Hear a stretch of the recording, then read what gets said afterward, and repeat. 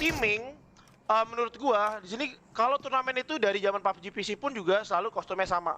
Misalkan dress code-nya kemarin PMPL itu hitam. Sekarang PMPL yang sekarang dress code-nya putih. Jadi semua player itu sama persis.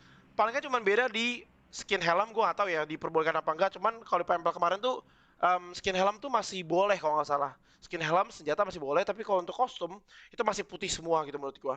Nah, kalau menurut gua tadi Eliminate mencoba mendapatkan satu atau mungkin dua knock dari RRQ baru bisa di-push.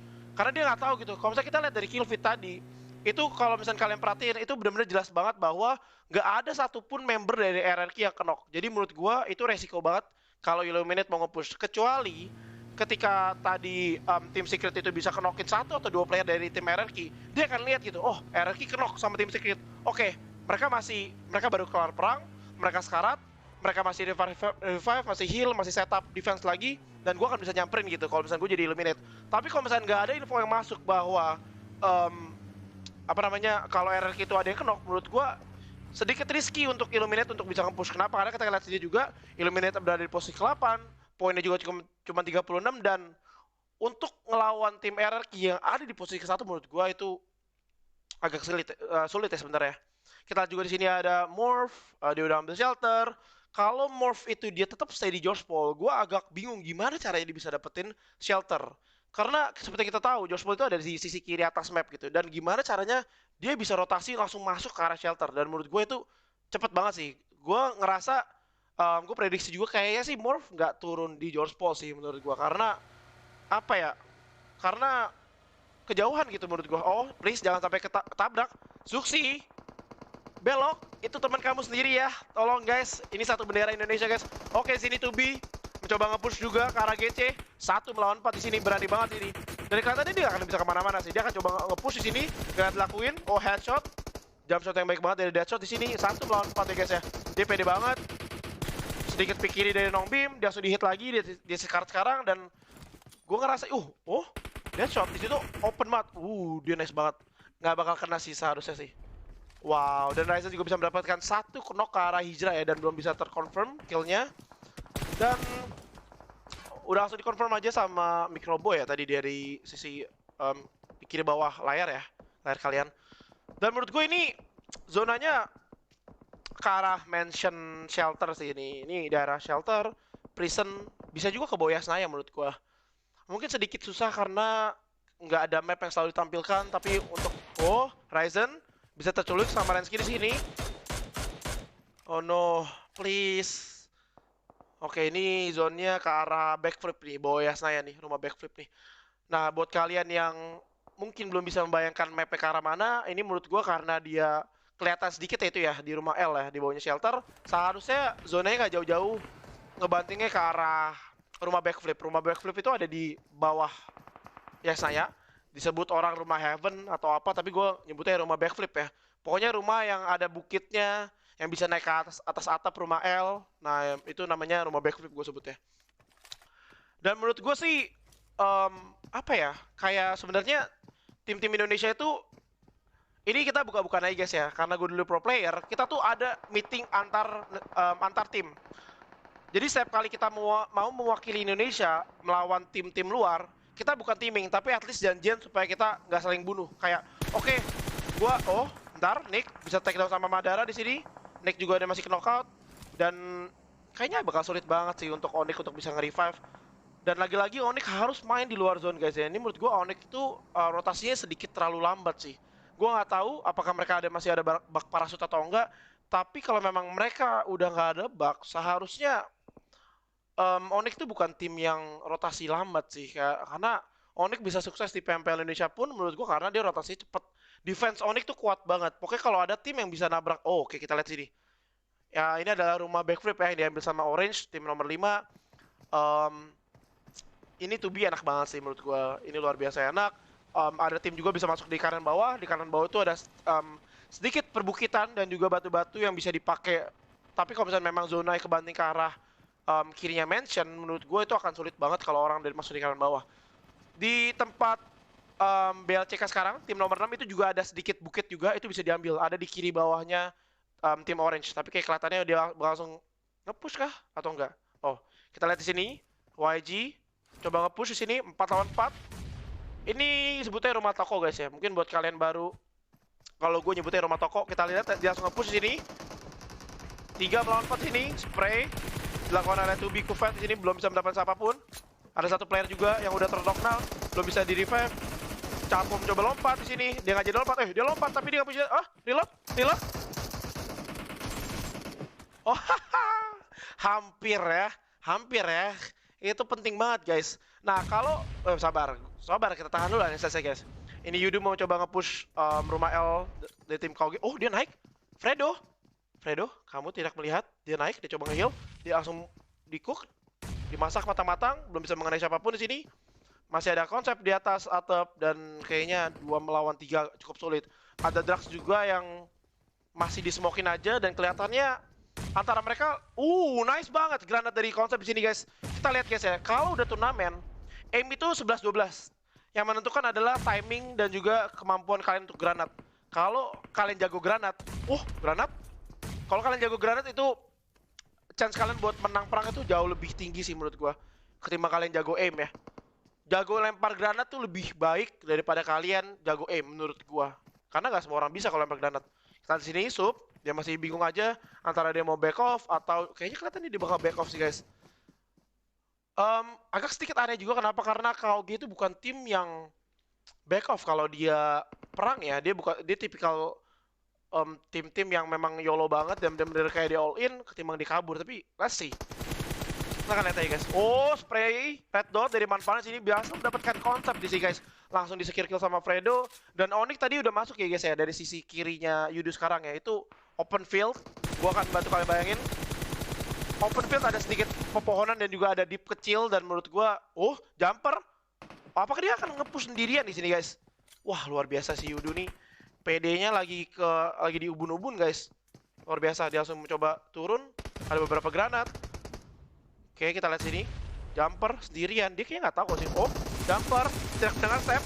Boss, apakah hampir saja kayak Jumper bisa membalikkan keadaan dari boss di sini ya. Kita lihat di sini, dia masih stay. Dia akan mencoba nge-heal, Sup juga bisa ter-take down. Dan di sini dia akan nge-push nih, karena dia dapat info pasti di Jumper. Itu push aja cuy, sekarat dia. Kita lihat di sini 1 melawan 2 dan ini nggak baik banget sih buat Yudu sama konsep sih, sama KOG sih, karena kedua tim ini lagi bagus lah ibaratnya performanya. Coba cek, gocek-gocek dikit aja. Sisi kiri dan kanan sudah di lockdown dan akhirnya KOG harus dipulangkan guys sebagai tim urutan ke-13 di sini guys ya. Oke, Orange juga join the fight dan ya sesuai dengan perkiraan gue sebelumnya, zona itu nggak jauh pasti dari rumah backflip sih kalau zona kayak tadi harusnya sebenarnya. Akan sedikit lebih baik kalau observer itu nampilin map sebenarnya, cuman nggak apa-apa, gue akan bantu kalian untuk membayangkan kira-kira tuh zonanya akan di mana sih.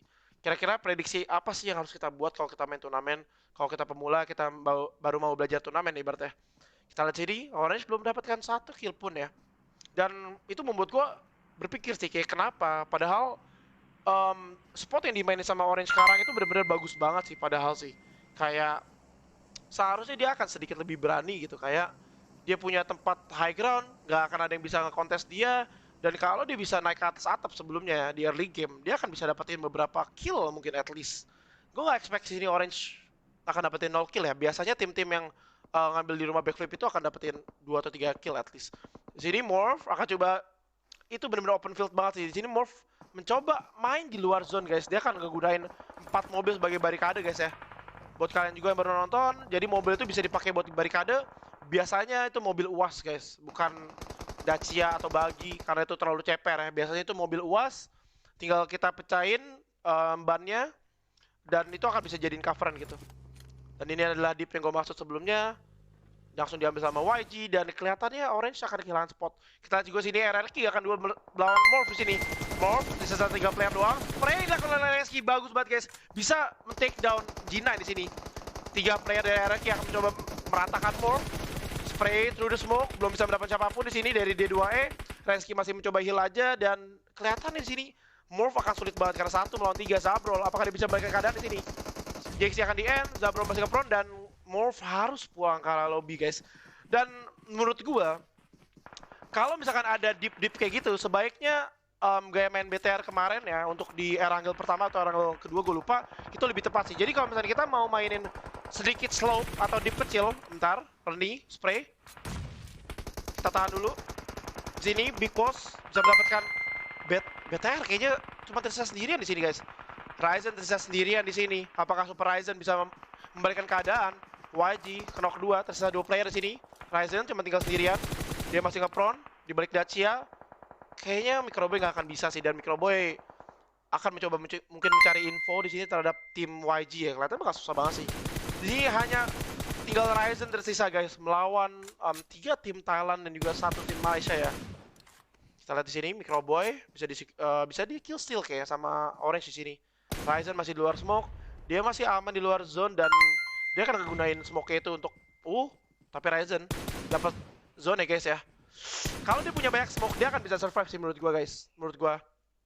Kita lihat di sini Ryzen. Gua berharap Ryzen punya smoke sih, 10 gitu. Oh, Ryzen di-spray dari belakang. Aduh, nggak apa-apa guys. It's okay, nggak apa-apa guys. Masih game pertama guys. It's okay, nggak apa-apa. Santai, belum panas. Santai ya guys ya.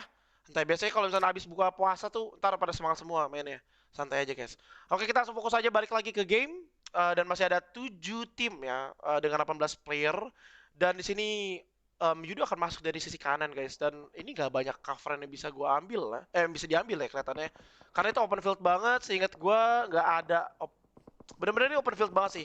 Tim yang punya fortingan paling rapi, dia punya 4 kendaraan, itu menurut gua dia akan keluar sebagai at least minimum top 3 guys ya. Kita di sini Fredo coba memarkir kendaraannya ya di batu, dan RQ juga coba rotasi, dan kita lihat di sini RQ. Oh, dia ketemu deep kecil guys, dan ini cukup sulit guys, karena kalau misalnya tim nomor 7 dan 4 itu dia coba masuk, itu akan bisa digranatin sih. Coba kita lihat sih guys. Ernie langsung dapat nombim di sini, langsung aja dipulangkan ke lobby. Ini kita masih lihat aja guys ya. Wah, ini YG bagus banget sih setupnya sih. Orange juga nggak kalah bagus juga setupnya, dia di high ground, dan dia kurang masuk ke bawah sih menurut gua sih. Ini ada beberapa analisa yang bisa kita keluarin ya nanti ya. Kita lihat granat yang bagus banget dari EQ di situ, dan langsung aja dipulangkan ke lobby. YG tersisa 2 member ya di sini. Dia 2E dengan perolehan 3 killsnya di sini. RRQ ini kuat banget sih. Gua nggak tahu kenapa sih. Gua nggak tahu kenapa di Pempel kemarin mereka nggak sekuat ini loh untuk di Grand Final. Tapi mereka benar-benar on fire banget dari hari pertama dan konsisten banget, dan RRQ benar-benar mengerikan banget sih setelah mereka masukin bir ya. Itu kuat banget sih RRQ sekarang. Luar biasa. Smoke setup yang dilakukan oleh Arni di sini, mencoba masuk ke dalam zone. Coba masuk ke dalam teman-teman di sini. Kita lihat di sini. Pino masih di luar zone. Akan coba di-spray sama Astro, tapi masih belum bisa mendapatkan kill sini. Orange tersisa 3 player di sini. Kita akan lihat zone kemana guys.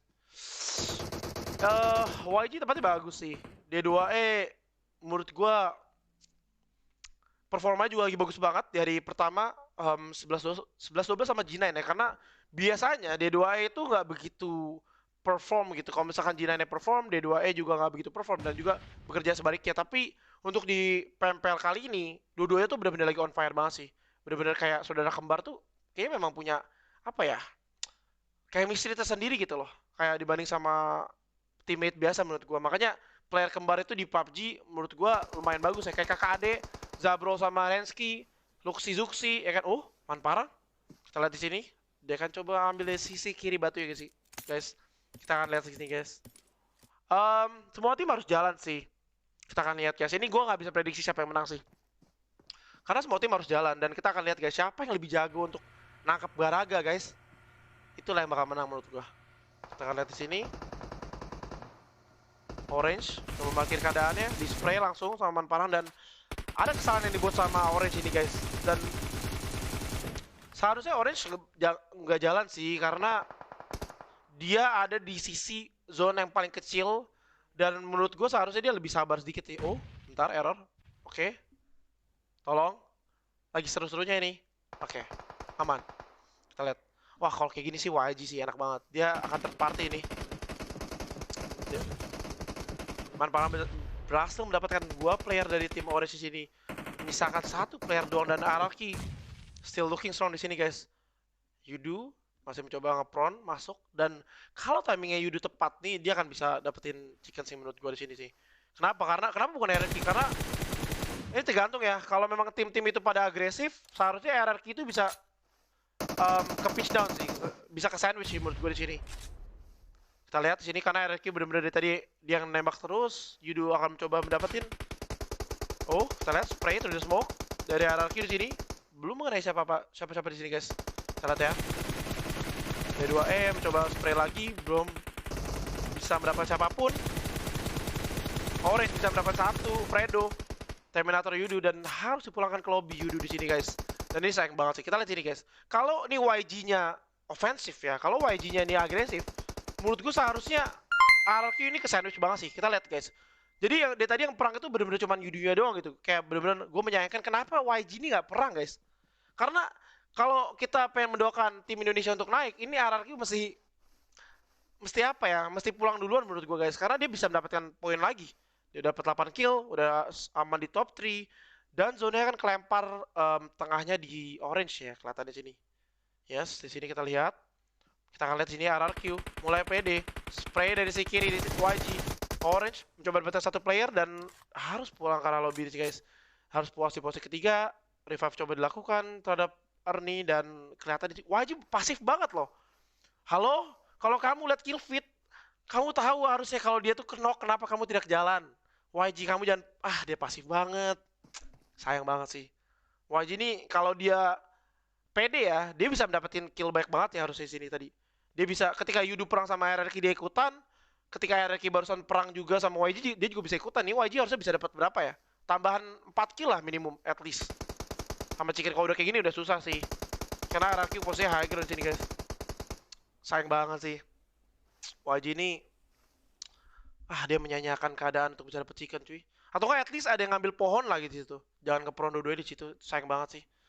Kalau dia lihat kill feed, harusnya dia tahu kalau RRQ tadi knock 1 sih. Dan dia akan coba jalan sini dan terlalu telat nih menurut gua. Dan another chicken dinner for RRQ Athena di sini guys. Ada sedikit tambahan yang pengen gue jelasin kalian ya sebenarnya. Kalau kita lihat tadi posisinya Morph sama posisi